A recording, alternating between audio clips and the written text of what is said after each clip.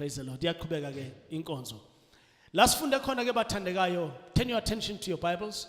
Let's look again at the portion of scripture that we read in the book of Matthew chapter 16. IBhayibheli lithi uPeter, uPetro, wathatha uKristu, must have held him by the arm and just pulled him aside because Christ was superior to them. They knew he's the master, he's the Messiah. Must have taken him because he's driven from his heart. Kune issue anayo ngenxa yezinto azizwile uKristu ezikhuluma. uKristu ukhuluma izinto zezulu. Ukhuluma izinto zezinto ezizayo.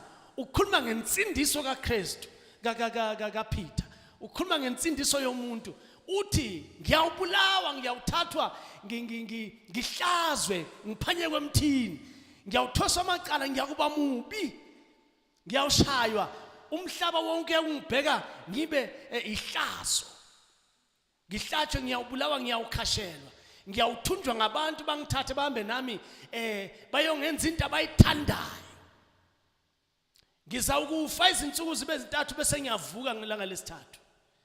Lezo zinto azange sihlale kahle kubafundi bakhe. uPetro ke bathandekayo ngoba siyamazi ukuthi njani. uPetro is a fiery guy. Uyamthanda uKristu kakhulu. Kodwa kulomzuzu kuyafika esikhathini sethu emhlabeni ukuba sithi singabakhonzi bakaNkulunkulu siphume emoyeni sibe senyameni. Senze izinto ezingayithinti izulu egameni lenkosi yethu Jesu. Uye futhi uPeter okwathi ngelinye ilanga uKristu babuza ethi nithi ngubani na? Hawu wambulekelwa uPetro. Wathi hawu wena, abanye bethu Elijah, bethu Jeremiah, bethu ubani? Wathi hayi wena you are the Christ. Wakhuluma izinto zezulu. Kodwa kulomzuzu isitha sayibamba inhliziyo yakhe. Wakhuluma izinto, wenza izinto that become a stumbling block to salvation. Engaboni ethi wenza kahle. Engaboni ethi wenza kahle. Kuyenzeka sometimes ngokwenza kwethu sithi sisiza izulu kanti siyalibulala izulu, sibulala iprogram yezulu. Liyawukuma lona lingathintwanga kodwa izinto ekufanele zenzeke emhlabeni ebantwini zimoshwa yithi. Ngenxa yokuthi simelene nezulu ngoba asikho emoyeni sisenyameni. Iprogram esiphethe yona yenyama hayi ekamoya. uPetro mawubhekele isimo ubamba indodana yomuntu, ubamba uKristu umdonsele esayidini, ufuna ukumkhipha emoyeni amfake enyameni.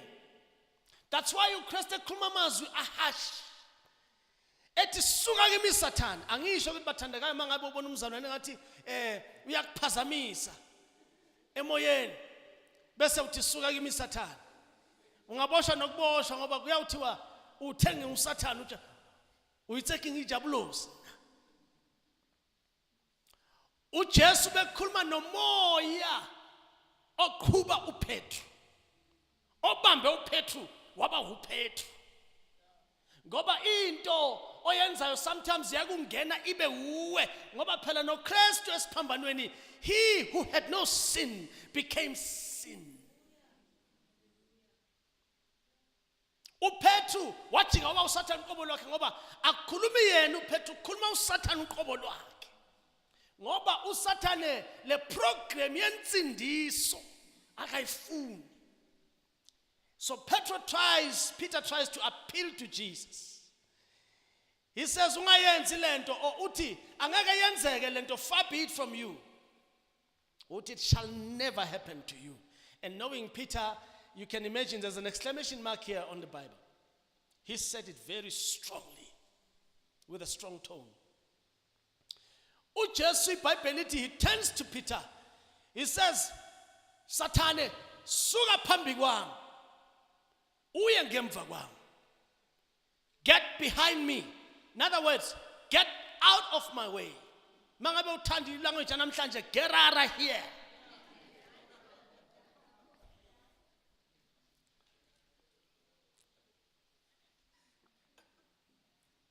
Wasiyakhuluma ke uKristu uthi, wena Peter unenkinga wena. Uyachinja Peter, you vacillate. One moment ukhuluma izinto zezulu, the next kwawena futhi ulwa neprogram yezulu. Zolo lokhu uwekade uthi yimi uMesaya indodana yomuntu. Manje sofuna ukuma neprogram, umelana neprogram yezulu. Uphethwe izinto engqondweni yakho zenyama Peter.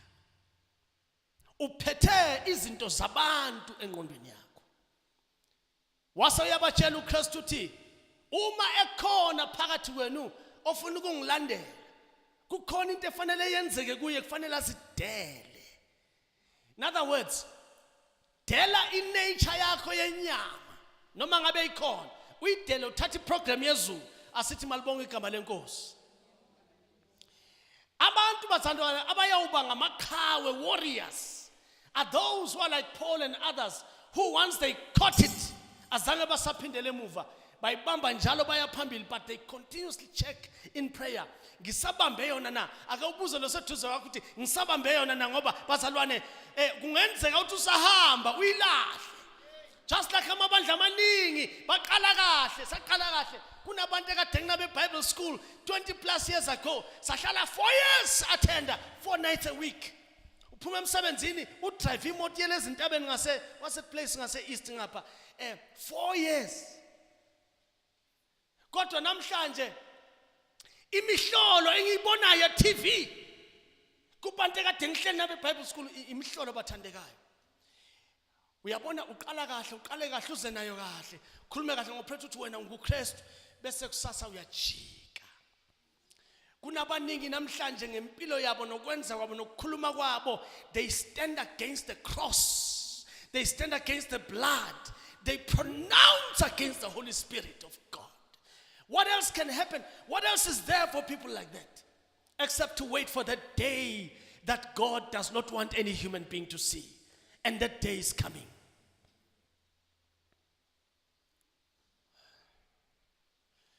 You know, there's a man called Billy Graham, the great Billy Graham, man of God. Closer to his death, uyabuzwa. They say to him, what, Dr. Billy Graham, can you give us words of wisdom? Now you are at the end of your life. Billy Graham, by the way, is a great evangelist. You know, in the realm of the likes of Babu Bengu, who walked in the breadth and length of this country, in the years to come, bayakushabanye bathi ufana namadoda afana noBhotwana, amadoda ahamba noNkulunkulu for years, benza izinto sezulu against all odds, ngoba iprogram yezulu kufanele iqhubeke noma kanjani. Bayayibuza le ndoda uBilly Graham bathi yini ongasitshela ngayo ngempilo, usuphile isikhathi esingaka uhamba noNkulunkulu. You have been a blessing to millions and billions of people. Many have come to know Christ because of your simple, straightforward message of Christ on the cross of Calvary, preaching Jesus Christ crucified. But yini ongasitshela yona engamazwi okuhlaka esingayibamba? He says, I bemoan the brevity of life. Uthi into engayisho kini ukuthi life is short. He's like close to 90 and quite sickly. For the most part of his life, he lived with a disease that kept his face too straight. Many did not see him smile because he had some issue ngama muscles wakhe. So he kept a straight face all the time and preached the gospel. You never see him cry, never see him laugh. But he said it at the end of his life. Uti, I bemoan this issue of the brevity of life. Saying ngomlomo wakho, life is short. Impilo bathandekayo siyayiphila. Siphile. Uyabona uma una 21 una 18 uzizwa uyispring chicken. Nangiyazi leyo nto ukuthi yini. But kunenkukhu encane evela espring or ihlala espringini or something, whatever the case might be. Sengenza i-direct translation ke nami ngoba ngiyazi ukuthi yini lento. Noma ngabe usizwa unjani empilweni yakho, uzokhula wazi ukuthi into obhekene nayo yiminyaka. As you live your life, iminyaka iyahamba. Ziyazi izinsuku la khona uyoba gray, la khona you lose interest in many things. Ziyeza lezo zinsuku. Lemini yeza nakuwe. Ayizwakali kahle mawuna 21. Ayizwakali kodwa namhlanje ngina 53 ngiyakutshela Mr. Chabalala iyeza. Lemini yeza nakuwe. Iyeza nakuwe. Iyeza.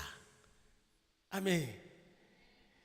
Noma sisho ngoKristu sithi uyeza, yabona izinto ezizayo abantu bazibona ngathi zikude, zifana nenyathi. Uyayazi inyathi ibuffalo. Le ndlela irafu ngakhona bathi uyibona lapha ya. Mawuyibona phuma endleleni yayo ngoba the last moment you see it there, the moment it's here. That's how rough that thing is. Kunezinto ezizayo bathandekayo kufuna sibe sober in our heads. Live our lives and make sure that based on the topic I'm talking on today, a city impacting the eternal realm. Everyone say impacting the eternal realm.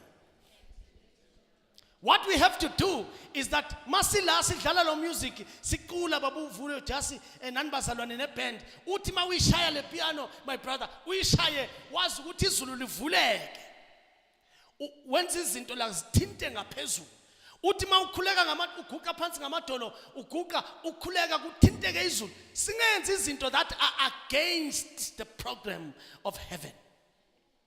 Siphinde sazi futhi sibe sober ukuthi singafani noPetro ngoba naye uPetro azange azenze wangenwa ake uthandaza enhlizweni yakho ukuthi uNkulunkulu mawungavumi ngingenwe. Ngigcina sengimelana neprogram yezulu ngoba inkinga yebandla ibandla.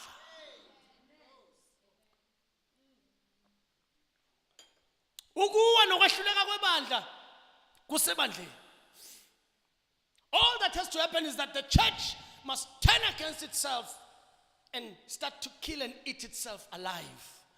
And then the church starts to fade and loses face in the communities out there. And the church becomes a laughing stock. Uma kwenzeka lokho makungabi ngenxa yami. Makungabi ngenxa yakho.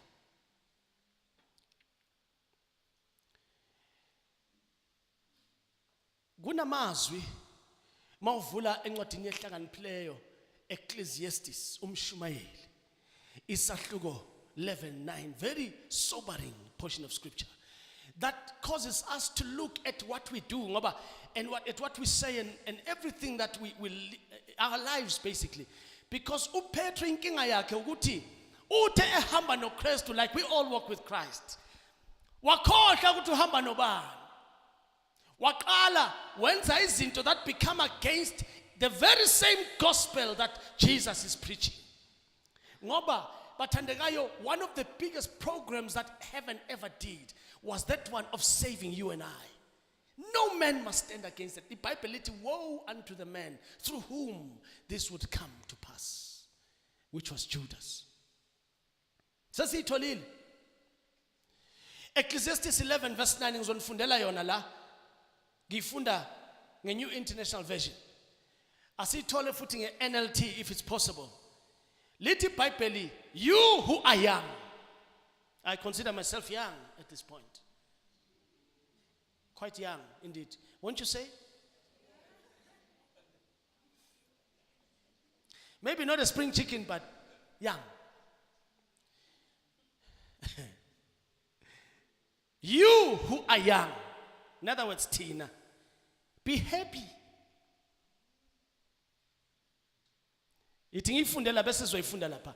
Be happy while you are young, and let your heart give you joy in the days of your youth. Follow the ways of your heart, whatever your eyes see. But know that all these things God will bring into judgment. Thokoza ujabule wenze konke uphila impilo yakho mara wazi ukuthi yezi mini la khona kuyophela konke. In other words, check the programs of your life, check the things you do, check the things you say, check if in your walk you are not walking and talking and doing against the very same gospel of Jesus Christ that we preach. Ushukuthini mawuthi komunye umuntu mina vele nenhliziyo encane, mina vele a touch is a move. Sangixolela uNkulunkulu ngeke ngimthethelele lo muntu lona inhliziyo yami ilimele usho ukuthini mawusho kanje awumelananga neprogram na asisho sonke emoyeni sithi phenduka mzalwane ungabuki umuntu buka phambili diphenduka let's put it out there hallelujah malibonga igospel ye kubuhle bokumazi ebuhleni bam ebusheni ubudala ngisizeni ngisemusha ithambile inhliziyo uminami ngakhumbula esambulo man yekubuhle bokumazi ebushe bami ukumthanda uJesu umsindisi lalela mangimdala ngimdala kudlulile kokuhle umina engumtho. Not only will you find joy in your grandchildren when you are older, God by His Spirit will be next to you. Uba ngumthokozisi empilweni yakho ngegama lenkosi yethu Jesu. What are we saying today? We want to be able to do things that impact heaven while we live. So we want to reflect on the things that are important. Ukuze sizicheck impilo zethu la sihamba khona, check your actions, check what you say, check what you think, check yonke ingalwi negospel. Ufane no ngoba phela siyamkhonza usihamba naye la. Sihamba naye sithi sivuka naye sihamba naye yonke indawo la ihlala khona sihlala khona sithi kodwa sihamba nenkosi kodwa singazitholi silwa negospel njengoPeter. Be happy young man while you are young and let your heart give you joy in the days of your youth. Budle ubusha bakho. Bungadli wena. Follow the ways of your heart. And whatever your eyes see, but know that, everyone say know that. All these things, yonke lento, God will bring you to judgment. uNkulunkulu asisize. Amehlo ethu, izingqondo zethu, izinhliziyo zethu, imizimba yethu, ukuhamba kwethu, konke masazi ukuthi kufanele kube in sync with what is happening in heaven. I'm going to read you an amazing account from the book of Nehemiah and tell you a story as I get close to finishing the sermon. Blessed be the name of the Lord.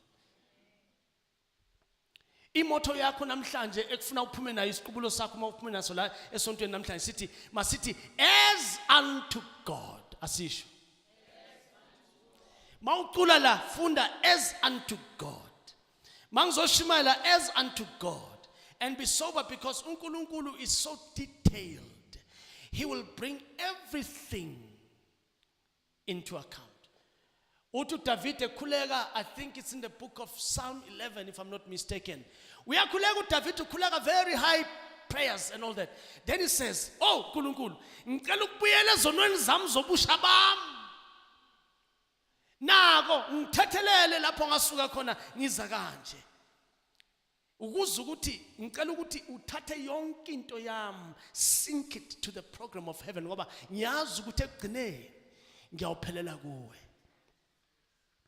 You know, I pray, Mfundisi Lindi, that isenhlizweni yami lento ukuthi kule minyaka esiyongena kuyo manje kuyophuma ama products la will do books, we will write books that are scripture inspired, prayers, books, there'll be music. Babu Vuyo says Vuyogas, the team, you will be recording artists bambando ke ngishoyo nikubambe nicula la ngifuna ukwenza into enkulu by the grace of God kodwa yonke into esiyenzayo mayingamelani nezinto ezihambelana nomsebenzi wenkosi.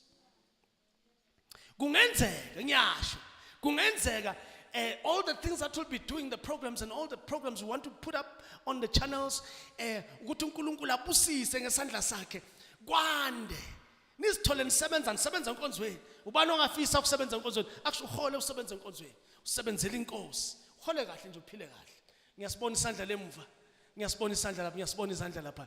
Ngiyasibona izandla. Ongaphakamisa isandla iyadlula ingilosi. Iyadlula ingilosi. Lingiloyi litafita. Hallelujah. Listen, God is rich. He only simply has to bless the things we do, the projects we do. Uyothola abantwana bakaNkulunkulu bephila impilo benemizi yabo bekhonza besebenza endlini kaNkulunkulu. Benezinto abangazishela abantwana babo besebenza endlini kaNkulunkulu ngoba mkhulu lo msebenzi. Mkhulu lo msebenzi. Into engiyibonayo inkulu.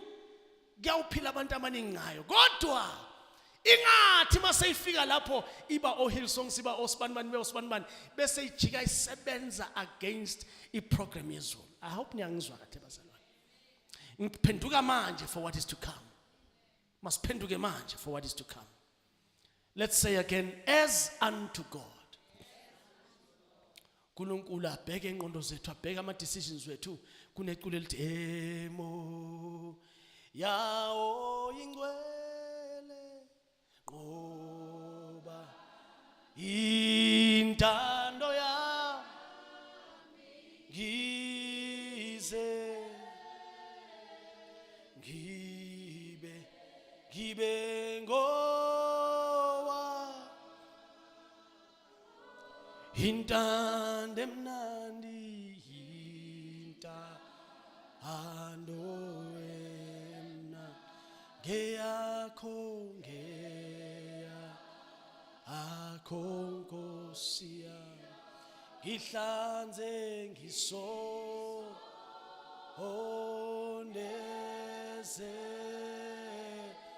kuyona moya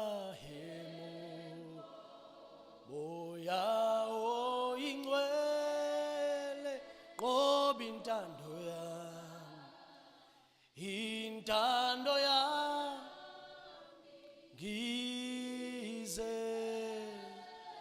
ngize ngowa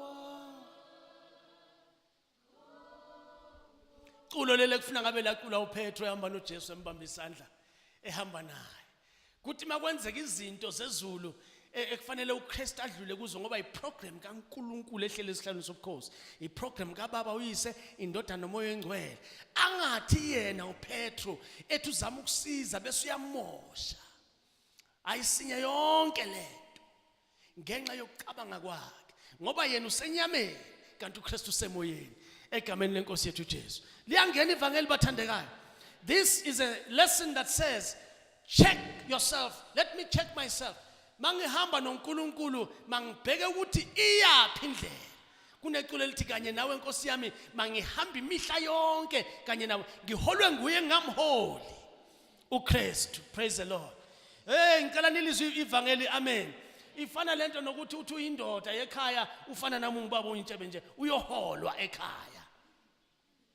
Amen. Akwenzeke emzini wami lokho, amen. Akeke kwenzeke phela iBhayibheli lithi ngiyinhloko yekhaya. Akufanelanga ngihluleke ukukwenza lokho ngoba bathandeka mangihluleka bazongihola. Amen. Sengisiza labo ke abanye ngiyaphuma kancane ngiyanisiza bathandekayo. Ukuthi ubaba makahole, ahola abantwana, ahola umama, ahola indlu yonke, ahola emzini, ayihola indlu yakhe ayibamba. Bese mawuzongena nasenkonzweni uzohola babujasi. Uhole ukuthi nasekhaya uhluleke ukuhola. Amen. Ngiyapholisa. Amen. Amen. Ukuze ivangeli lingene kahle.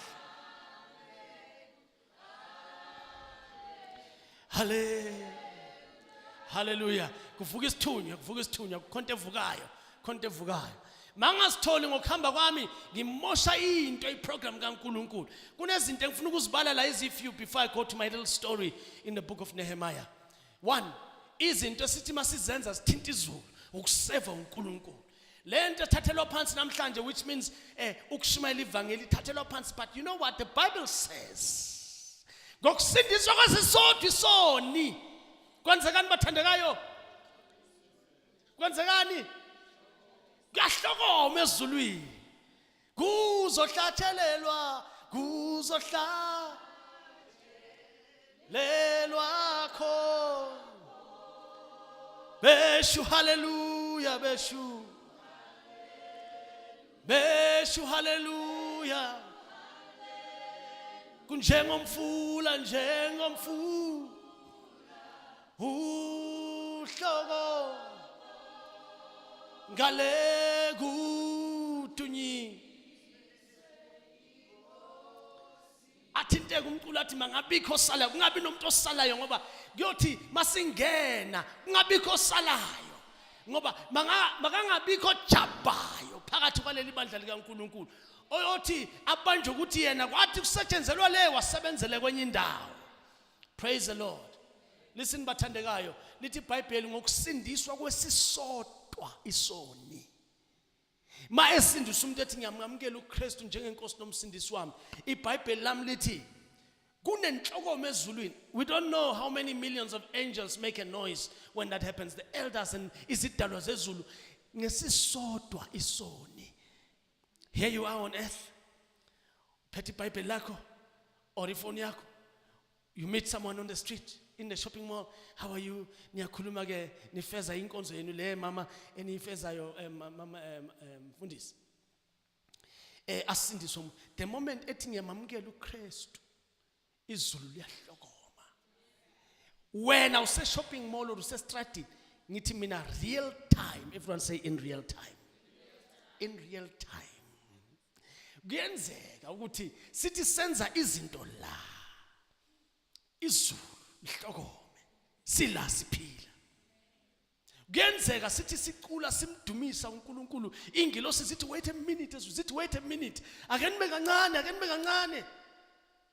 Hayibo, khona abadumisayo emhlabeni, khona nababayibambile. Uma sidumisa ngenhliziyo simworshipa in spirit and in truth. At that moment, I usually say in my heart, alone in my heart, in my spirit and my head, God is tapping. Nkulunkulu shaya inyawo lakhe uthi ngiyayithanda lento engizwayo. Uneculo lithi let it be a sweet sweet sound unto your ear. Mangishumayela ngifuna izulu noPaul amadoda ezulu ahamba asukuma ngeenyawo athi yilo levangeli esilaziyo, hayi udoti wevangeli. Into engekho eBhayibhelini engekho nasencwadini, into ephuma esihogweni, into epila amalanga bomlilo kaSathane, ethi mawikhuluma ilwe nevangeli ithatha abantu en mass bonke ibafaka esakeni likaSathane, iye nabe esihogweni. Ngimile la ngithi ngiyashumayela. Senzani kumanxeba kaKristu, senzani kumanxeba kaKristu, senzani kwikhanda lakhe lahlalwa ngameva, ukudelelwa kwakhe ethuka ngeinhlamba bemthela ngamathe. Sithini ngako konke lokho? Uthi uPaul mawumshumayela mfana wami Timothy, umshumayele esesiphambanweni, edingisiwe, eyisono, umshumayele ilento ayiyo. Singashumayeli insambatheka yento. Yini into exakile kaSisuthu? Hlakantsuke, uyayizwa negama lakhona into ehlangene. Hlakantsuke. Kuyaphuma kuyangena into ehlangene. Ngesishangane kaka si yini isonga ihansa. Hallelujah. Shumayela ivangeli. Number 2, caring for the poor. Mawukwenza lokho ula. Lithi iBhayibheli, imana nginamali lithi you are lending to God. How would you like to lend to God every day? You know, you're passing by the robot and you have a lunch that you ate half the sandwich and the other half is left. You love the sandwich because iphuma lapha kule company ngeke ngi-advertise manje. Ihamba ne-cheese, in a chicken mayo. It toasted, it's crispy on the outside. Inezinto ezimnandi ngaphakathi nama pepper what. Udlele A1 le enye uyibekile. Mara mawudlula erobotini kunabantwana abalambile. Yikhiphe against your heart. Noma ungathi mawuyikhipha ikhiphe. Lend to God. Mawukwenza lokho in that moment, mamdlamini, that moment. Not in the future, that moment, you are lending to God. 3. Praising and worshiping God. Sangukhulumile lokho. Ukumdumisa uNkulunkulu ukwenze usesela emhlabeni. You are impacting heaven, impacting eternal things with things that are in the realm of the human. Last corner manje. Bathandekayo, masenza izinto yabona masenza izinto ngaleyo ndlela la kule ndawo. Kuyothi noma sekugcwele from there to that end abantu babona ukuthi labantu laba they are connected to something bala kodwa bekho la. Hallelujah. Ngoba ungabheka abantu too much uzagcina sokubaraba kabi. Uyafana noPetro athe ecule eduze kwakho omunye umbambe uthi hey man ubuye kukubhimba man. Uthi ayeke ukubhimba angiculi kahle ngenxa yakho. Bocula manje udonsa iphimbo lakho hamba uyohlala emva ke. Uyazi ngibathe ngiyadumisa manje ngizwa nyenyenyenye la emva kwami. Hey wena, hey. Ufana nale nkosikazi eyathi kumyeni. Le ndoda ayumfundisi. Somewhere in the world. La ngihamba khona. Le ndoda ithanda ukuthandaza kakhulu. Ingene iyangena ebukhoneni baNkulunkulu ingene ngomoya impela ithandaze baba uNkulunkulu. Uthi lo mama ngelinye ilanga wathi man shut up. Shut up. I can't pray. I can't hear myself.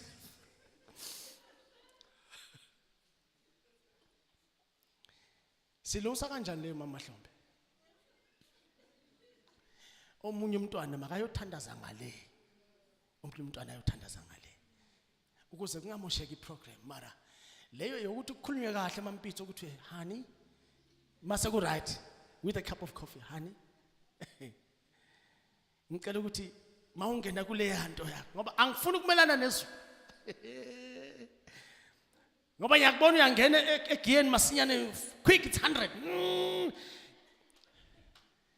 Ngicela ukuthi njalo mayifika lento ivuka uye ekameni labantwana baba.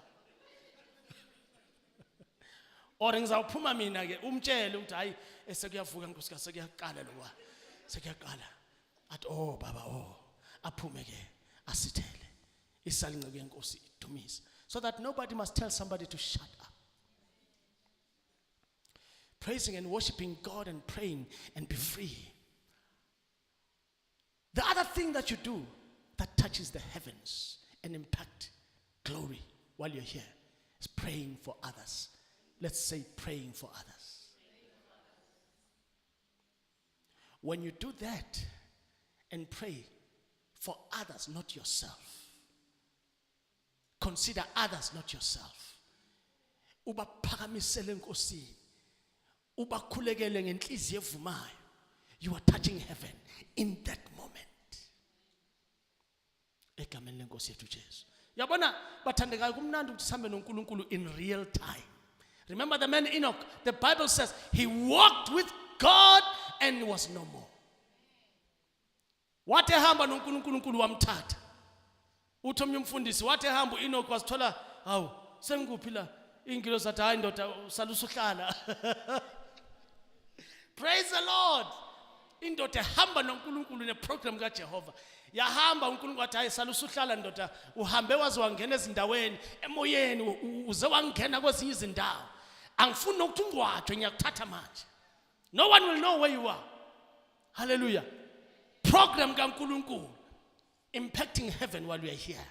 Kunamadoda emhlabeni namhlanje namakhosikazi who are still basayibambile program. I shudder to think what happens when they die. kuyosalana emhlabeni, kuyosalana. 5, make your life a sermon. Make your life a sermon. Yenza impilo yakho ishumayele. Kakhulu lokhu akukhulumi ngeimoto ezimashaba-shaba. Ayikhulumi ngezindlu ezimashaba-shaba. Angidili right like amashaba-shaba. Lento le masithi make your life a sermon. Khuluma ngokubekezela. Ukulalela kwesinye isikhathi kubiza ukuphila kwethu. Uyalalelwa uNkulunkulu. Kuthi kubheda mawungena iculo lakhe enhlizweni lithi yendlala indumiso ngoba kuyabheda vele. Mara ufuna ukukhonza uNkulunkulu. The thing and the issue is that bakubhekile bawushebile because bayazi kwenzekana empilweni yakho. Mara wena uze uqala udresse izinto ngomoya uthi yendlala indumiso phezu ukuze akhonzeke. Uyazi ngathi nganithatha nonke nginifake ezayoni nje ngabe umfula nginifake bese ngiyanikhipha ngoba mangiyiqala ingoma ufuna niyibambe. Hallelujah. Uthi lo mhlabeleli yendlala izindumiso. Makwendlaleke moya engcwele kube nento endlaleka ukuze ngikwazi ukumkhonza kahle. Ngiyazi ukuthi kuyabheda. Kodwa ukubheda kwesimo makungamelani nezindumiso zakho. Egameni lika Jesu. Hallelujah. Ngifuna uqeda. The sixth thing, and there are many holy sacraments. Kunezinto esithi masizenza yabona masenza isidlo senkosi. Those who missed, was it last week? Was it? Senza isidlo senkosi ngesizotha. Silandela izwi likaNkulunkulu sisenza as unto Christ. Sisenza ukuthi izulu. Ngifuna ukuthi uNkulunkulu ezulwini abhekane noKristu. uKristu asukume athi bayangithinta. Bayangithinta. Bayangithinta. Lendlela abakhuluma ngokufa kwami nokuvuka kwami. Iphasika lizayo izulu liyahlokoma masimkhumbula ngendlela ehloniphekile uKristu. In that moment, that's why Jesus said, manenza isidlo kwenzeni njalo ningikhumbule. That's real time. Funa wazi masingena la sizokhonza senza izinto, masenza izinto, masibhedesha baba. Izulu ingilosi zithi ayikhona ngoba sikhuluma izwi siyakudumisa Thixo, siyakuvuma kuba nguThixo. Khona indawo lethi ithi izulu na wonke amandla kulo. I can see amandla ezulu ezizwa ehla abakhona phakathi kwethu ngoba sikhuluma izinto zezulu sila singamelane neprogram. Ngoba lento ukuthi sicule la sithi awuswenkela murenache. Hey man, akekho umuntu oswenkela uKristu man azi enhlizweni yakhe. It's because abantu baphuphethekisiwe ababoni, because no one will go to hell wanting to go to hell. It's blindness of the spirit. We must be sensitive. Hallelujah. I want to finish with the book of Nehemiah, but it's a long story. Let me cut it short for you. Sesizovala.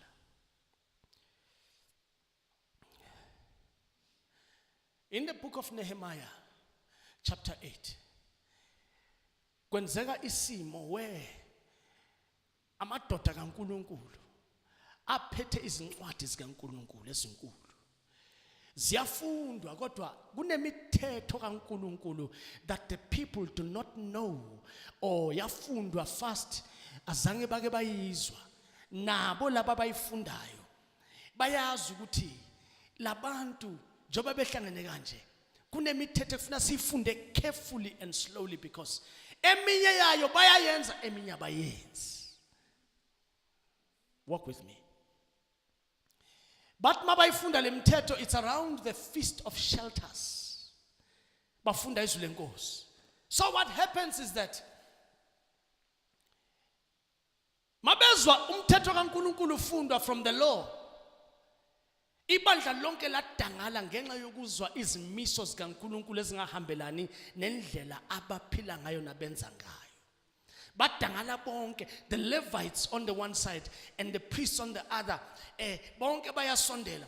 Uthi uNehemiah kulabazalwane, batutuzeni bangakhali ngenxa ukuthi bashaywa izwi likaNkulunkulu.